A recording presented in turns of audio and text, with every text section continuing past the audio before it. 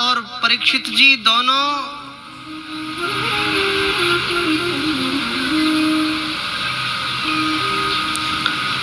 दोनों एक साथ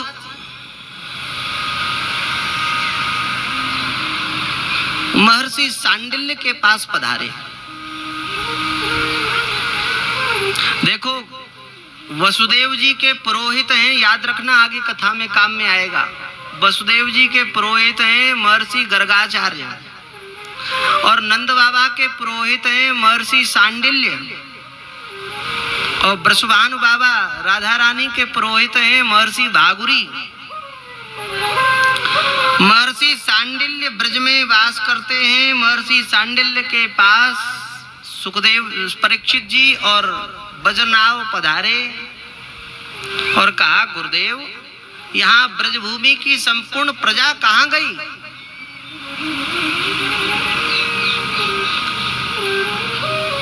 तब श्री महर्षि सांडिल्य ने कहा, परीक्षित, बजरनाव, यह ब्रजमंडल साक्षात श्री कृष्ण का स्वरूप है।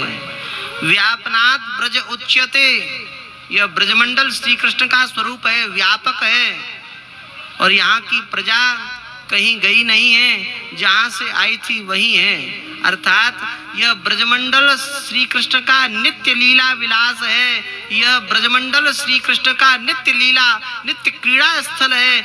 यहाँ आज भी नित्य लीला हो रही है, किंतु तुम्हें दर्शन नहीं हो रहा, मैं दर्शन कर पा रहा हूं।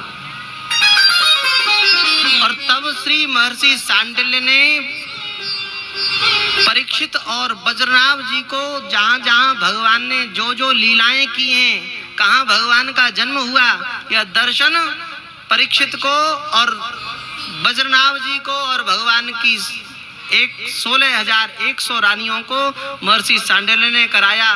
कहा, देखो, यह वही स्थान है कारागृह कंस का, जहां भगवान ने जन्म लिया। वहां श्री बजरनाभ जी और परीक्षित जी ने मिलकर भगवान केशव देव जी की स्थापना की। आज भी ब्रज में जहां भगवान की जन्मस्थली है, वहां केशव देव जी विराजमान हैं। श्री केशव देव जी महाराज की जय। बजरनाभ जी के द्वारा स्थापित है। और वहीं निकट में ही हमारे मथुरा के रक्षक, मथुरा के कोतवाल श्री भगवान भूतेश्वर को स्थापित किया। श्री भूतेश्वर भगवान की जय हो। एक और यहाँ शंकर जी ही हनुमान जी के रूप में प्रेतराज बनकर विराजमान हैं। हनुमान जी शंकर जी तो हैं, शंकर सुवन केसरी नंदन। रुद्रदेह तजने हवस वानर वे हनुमान। भगवान शंकर ही तो हनुमान जी के रूप में हैं। तो एक और यहाँ आपके सन्निकट प्रेतराज के रूप में विद्यमान है, तो वहाँ ब्रज में मथुरापुरी में भगवान शंकर भूतेश्वर के रूप में विराजमान है। श्री बजरनाभ जी ने भूतेश्वर भगवान की स्थापना की। और यत्र तत्र जहां जहां भगवान की जो जो लीलाएं हुई हैं, वहां वहां बजरनाभ जी और राजा परीक्षित ने उन लीला स्थलों को पुनः प्रकट किया, वहां भगवान की स्थापना की। गोवर्धन में चक्रेश्वर महादेव की स्थापना की, कामवन में कामेश्वर महादेव की स्थापना की, और हमारे वृंदावन में भगवान गोपेश्वर की स्थापना की।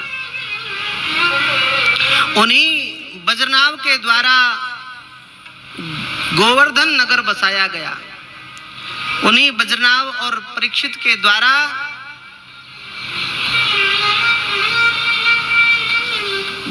नंदगांव बसाया गया, बरसाना बसाया गया, और दीर्घपुर, डीग, आप यहां से ब्रज जाते हैं ना, मथुरा जाते हैं ना रेल से, तो डीग पड़ता है। वो डीग की स्थापना बजरनाभ और राजा परीक्षित के द्वारा हुई है। अच्छा, आपको एक विशिष्ट बात बताएं, शायद आपने दर्शन किया हो, आपने किया होगा। डीग में आज भी राजा परीक्षित और बजरनाभ जी के द्वारा स्थापित हनुमान जी विराजमान हैं। आपने दर्शन किए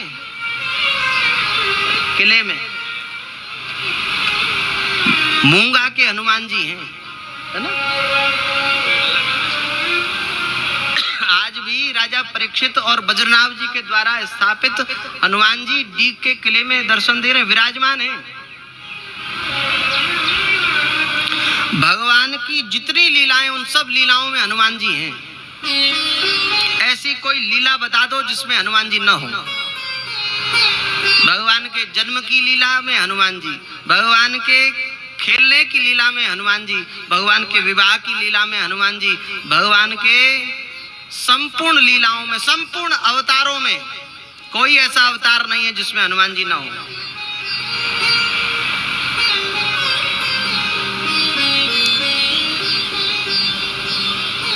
परीक्षित ने इन नगरों को बज्रनाभ जी के सहित बसाया और भगवान की 16,000 रानियां वह भगवान के दुख में दुखी हैं, भगवान के विरह में दुखी हैं। उसी समय सब रानियों ने यमुना जी का दर्शन किया और यमुना जी तो प्रसन्न हैं। यमुना जी से कहा सब रानियों ने, हे यमुना, आप भी भगवान की रानी हो, आप भी भगवान की अष्ट रानियों में चतुर्थ रानी हो, आपको भगवान का विरह नहीं होता? भगवान चले गए, क्या आपको दुख नहीं है? यमुना जी ने कहा मुझे दुख नहीं है। क्यों? क्योंकि मैंने हृदय से श्री कृष्ण की प्राण प्यारी श्री राधा रानी की शरण ग्रहण की है, इसलिए श्री जी का अनुगत्य स्वीकार करने के कारण मुझे भगवान का विरह व्याप्त नहीं होता। भगवान सदैव मेरे साथ क्रीड़ा करते हैं।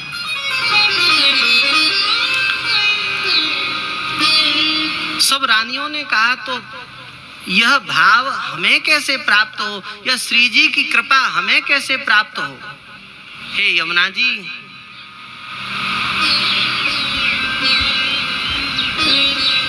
आप श्री कृष्ण का स्वरूप हैं, आपकी कृपा से जीवों को भगवान की प्राप्ति होती है, आप उपाय बताएं। और तब यमुना जी ने सब भगवान की 16,100 रानियों को, बज्रनाभ जी को और परीक्षित जी को उपाय बताया कि आप जाकर कुसुम सरोवर पर जाकर कीर्तन करो,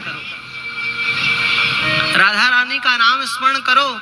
तब राधा रानी के परम भक्त, परम ब्रजनिष्ठ श्री उद्धव जी महाराज प्रकट होंगे और उन उद्धव जी महाराज के प्रकट होने पर वे उद्धव जी आज भी ब्रज में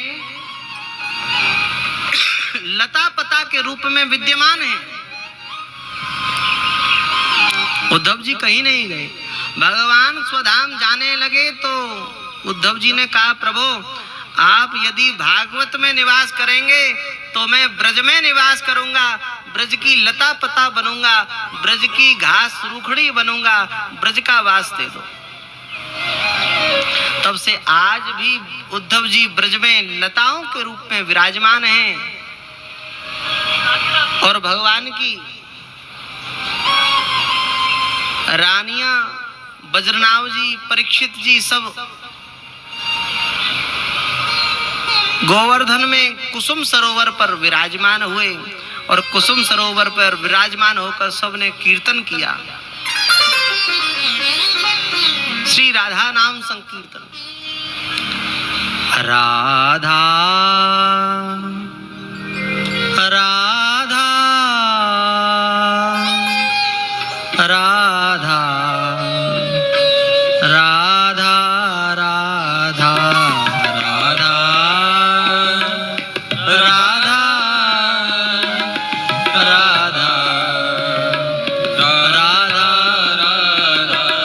राधा राधा राधा राधा राधा राधा। जोर से बोलो, भाव से बोलो।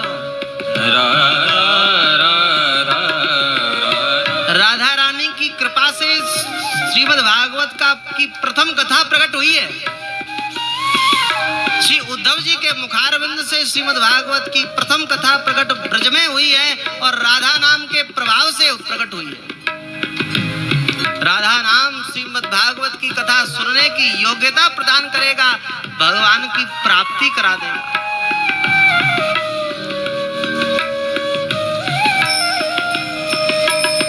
राधा राधा राधा राधा राधा राधा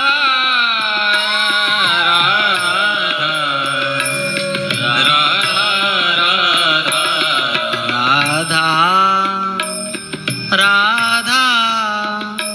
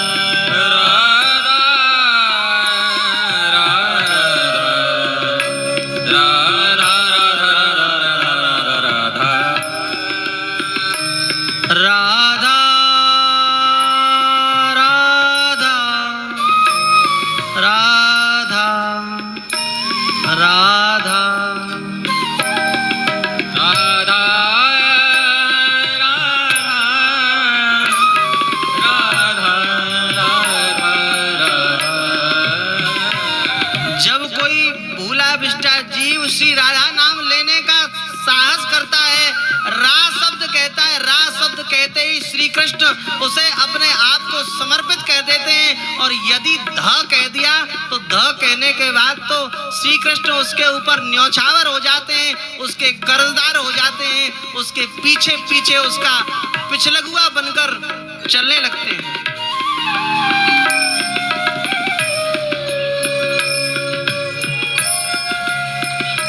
राधा राधा राधा राधा राधा राधा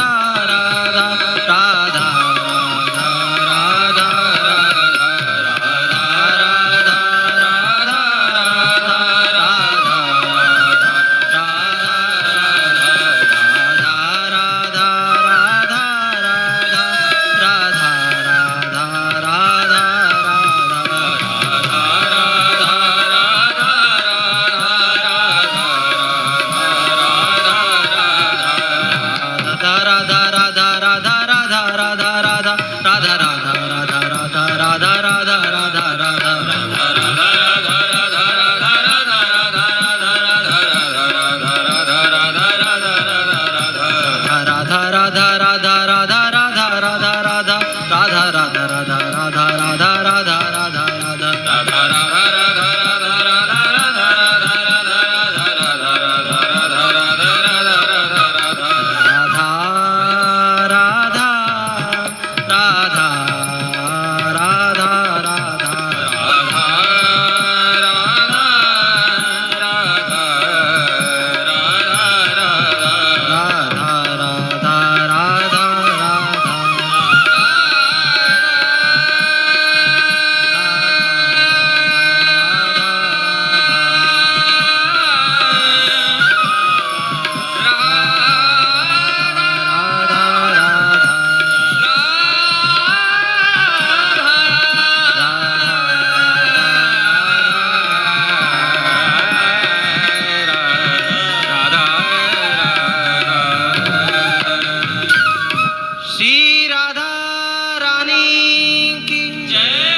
वृषभान दुलारी की जय हो।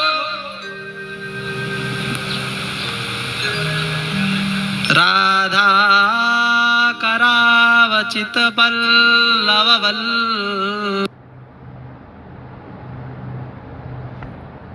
श्री बज्रनाभ जी, श्री परीक्षित जी, श्री भगवान की 16,100 रानियों ने राधा रानी का स्मरण किया और जहाँ राधा नाम संकीर्तन हो वहाँ राधा रानी के परम भक्त श्री उद्धव जी कैसे गुप्त रह सकते हैं। श्री उद्धव जी प्रकट हो गए, करताल लेकर उद्धव जी नाचने लगे, झूमकर गाने लगे, राधा राधा राधा राधा। और उद्धव जी के प्रकट होने पर सबने उद्धव जी को प्रणाम किया। उद्धव जी से प्रार्थना की, हे उद्धव जी, जिस प्रकार भगवान के समस्त परिकर ब्रज से भगवान की नित्य लीला में प्रवेश कर गए, वैसा ही उपाय आप हमारे लिए करें। ऐसा कौन सा उपाय है जिससे हम भगवान की नित्य लीला में प्रवेश कर सकें, भगवान के नित्य सखा बन सकें, नित्य गोपी बन सकें, नित्य सहचर बन सकें। अब भगवान का विरह हमसे सहन नहीं होता। तब श्री उद्धव जी महाराज ने श्रीमद् भागवत की कथा कहना प्रारंभ किया। इसलिए संपूर्ण पृथ्वी पर श्रीमद् भागवत की पहली कथा ब्रज में श्री उद्धव जी के मुखारविंद से हुई है और राजा परीक्षित और बज्रनाभ ने सुनी है। किंतु अभी कथा का महात्म्य हुआ था और प्रथम स्कंद की कथा हुई थी कि इसी बीच कलयुग ने संतों को उनके भजन में विक्षेप करना प्रारंभ कर दिया। तब श्री उद्धव जी महाराज ने परीक्षित को आज्ञा दी, हे परीक्षित, आप राजा हैं और राजा के रहते हुए यदि प्रजा में कष्ट हो, प्रजा दुखी हो, तो वह राजा नरक का अधिकारी होता है। जासुराज रहे प्रजा दुखारी, सो नृप अवसि नरक अधिकारी। और तुम्हारे जैसा भगवान का भक्त, तुम्हारे जैसा प्रजापालक राजा भी अगर नरक में जाएगा तो भगवान की भक्ति की ग्लानि होगी। इसलिए राजा परीक्षित, तुम्हारा प्रथम कर्तव्य है कि तुम जाकर अपने राज्य की रक्षा करो, कलयुग से संतों की रक्षा करो, कलयुग को शासित करो, दंडित करो। राजा परीक्षित रोने लगे, चरणों में गिर गए, महाराज, हे भगवान के आत्म स्वरूप उद्धव जी, क्या मैं भगवान की कथा का अधिकारी नहीं हूं सुनने का? क्या राजा होना पाप है? मैं राजा क्यों बनाया मुझे राजा, यदि मैं भगवान की कथा नहीं सुन सकता? मैं नरक में गिरूं तो मुझे नरक मिले, अवश्य मिले, मैं नरक जाने को तैयार हूं। एक जन्म नहीं, अनंत कोटि जन्मों तक भी यदि नरक मिले तो मैं नरक जाने को तैयार हूं, किंतु आप कथा सुनाएं। श्री उद्धव जी ने कहा, राजन परीक्षित घबराओ मत, विकल मत हो, तुम्हें कथा की प्राप्ति होगी, अवश्य होगी। तुम्हें संपूर्ण श्रीमद् भागवत की कथा स्वयं साक्षात नंद नंदन ही सुखदेव जी के रूप में आकर सुनाएंगे, मैं वचन देता हूं। और तब श्री उद्धव जी से आदेश लेके आश्वस्त होकर श्री परीक्षित जी पुनः इंद्रप्रस्थ पधारे और कलयुग को शासित किया। इसलिए राजा परीक्षित ने प्रथम स्कंद पर महात्मा और प्रथम स्कंद की कथा पहले ही सुनी है श्री उद्धव जी के मुख से। इसलिए सुखदेव जी जब कथा कहने के लिए पधारे राजा परीक्षित के पास, तो सुखदेव जी ने महात्मा की कथा राजा परीक्षित को नहीं सुनाई। लिखा हो तो बताओ। श्री सुखदेव जी ने राजा परीक्षित को श्रीमद् भागवत के महात्मा की कथा नहीं सुनाई, और सुनो, प्रथम स्कंद की कथा भी नहीं सुनाई।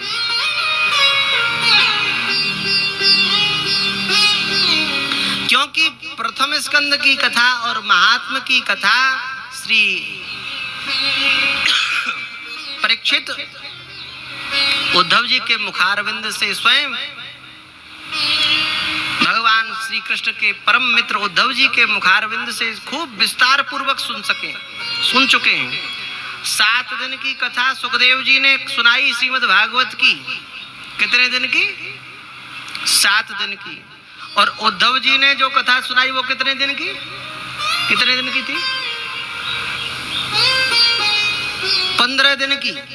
तो 15 दिन की कथा में राजा परीक्षित 4-5 दिन की कथा तो सुन चुके हैं भागवत की। 15 दिन एक पक्ष वाली कथा के क्रम में महात्मा की कथा सुन चुके हैं। स्कंद पुराण का महात्मा भी सुना, पद्म पुराण का महात्मा भी सुना, और प्रथम स्कंद की कथा भी सुनी। यह जो महात्मा की कथा हमने कही, यह स्कंद पुराण से है। स्कंद पुराण में 4 अध्यायों में यह कथा कही गई है। श्रीमद् भागवत की कथा भगवान की प्राप्ति कराने वाली है। और दूसरा जो चरित्र है, दूसरा जो महात्मा है, वह श्रीमद् भागवत का महात्मा पद्म पुराण में वर्णित है। वह 6 अध्यायों में, 6 अध्यायों का पद्म पुराण महात्मा भागवत का महात्मा, वह जीव के 6 दोष हैं। षड विकार युक्त जीव है। उस षड विकार युक्त जीव के षड विकारों को, 6 दोषों को दूर करने के लिए यह श्रीमद् भागवत के महात्मा के 6 अध्याय है। जीव 6 विकारों से युक्त है और भगवान 6 ऐश्वर्यों से युक्त है। जीव के 6 विकार और भगवान के 6 ऐश्वर्य, षड ऐश्वर्य युक्त हैं भगवान। मानो यह पद्म पुराणोक्त 6 अध्याय भगवान के एक ऐश्वर्य का प्रतिनिधित्व करते हैं। ऐश्वर्यस्य समग्रस्य धर्मस्य यशस्श्रिय, ये भगवान के ऐश्वर्य हैं। और 6 ऐश्वर्य